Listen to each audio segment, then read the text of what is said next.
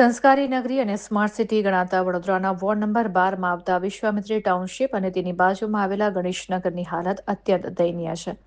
આ વિસ્તારના રહીશો અહીં દોઢ સદી કરતાં પણ વધુ સમયથી વસવાટ કરે છે. તેમ છતાં પણ તેઓ શુદ્ધ પીવાના પાણી, પાકા રોડ રસ્તા અને ગટર જેવી પ્રાથમિક સુવિધાઓથી વંચિત છે.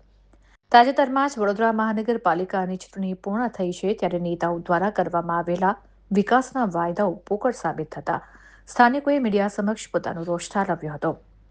રહીશોના જણાવ્યા અનુસાર 150 વર્ષ વીત્યા હોવા છતાં પીવાના પાણીની લાઈન હજી સુધી નાખવામાં આવી નથી. ગંદા પાણી અને ખરાબ રસ્તાઓ વચ્ચે જીવવું તેમની મજબૂરી બની ગઈ છે. આ કપરી પરિસ્થિતિમાં વોર્ડ નંબર 12ના કોંગ્રેસ પ્રમુખ રાકેશ ઠાકોર અને અન્ય ઉમેદવારો સ્થાનિકોના સમર્થનમાં મેદાનમાં આવ્યા છે. રાકેશ ઠાકોરે જણાવ્યું હતું કે ભલે ચૂંટણીમાં હાર થઈ હોય પણ અમે જનતાની સમસ્યાઓ માટે અડીખમ ઉભા રહીશું અને લડત આપીશું. સ્થાનિકો હવે એક જ સવાલ પૂછી રહ્યા છે કે શું આ જ વડોદરાનો વિકાસ છે? હવે જોવાનું એ રહેશે કે મહાનગરપાલિકાનું તંત્ર કુંભકર્ણની નિંદ્રામાંથી જાગીને આ જૂના વસાહતીઓને ક્યારે ન્યાય અપાવે છે અને તેમને ક્યારે નળ વાટે શુદ્ધ પાણી મળે છે. આ સ્થિતિ અમે ચૂંટણી પ્રચાર દરમિયાન અમને જાણવા મળી હતી, કેમ કે અમારો એક વિસ્તાર હતો, એની અંદર આ ગણેશનગર આવેલું. ગણેશનગરની અંદર પાણીની સમસ્યા બહુ મોટી સમસ્યા છે. વરસાદ આવે, રેલ આવે ત્યારે આ ઘરો ડૂબી જાય છે અને પીવાનું પાણી તો ઓલરેડી છે જ નહીં. અહીંયા કોઈ લાઈન જ નથી રોડ રસ્તા, ખાલી વાર્તાઓ છે, કાગળ પર વાર્તાઓ છે. પણ જે મેં કહું છું, જે ચૂંટેલા પ્રતિનિધિઓ છે એમને કહું છું આ વિસ્તાર પર ધ્યાન આપજો. અમે તો ધ્યાન આપવાના જ છે. અહીંયાના આ લોકો માટે અમે લડવાના જ છે ને આમની પાણીની સમસ્યાનું અમે નિરાકરણ લાવીને જ રહીશું, કેમ કે આવનારા સમયની અંદર આ ગણેશનગર માટે અમે પાણી માટે આંદોલન કરવાના છે.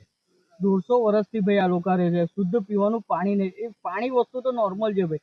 કેટલું આ શરમજનક. ભાજપ સરકાર આટલી વિકાસના કામો કર્યા છે, ખાલી ઝીરો છે.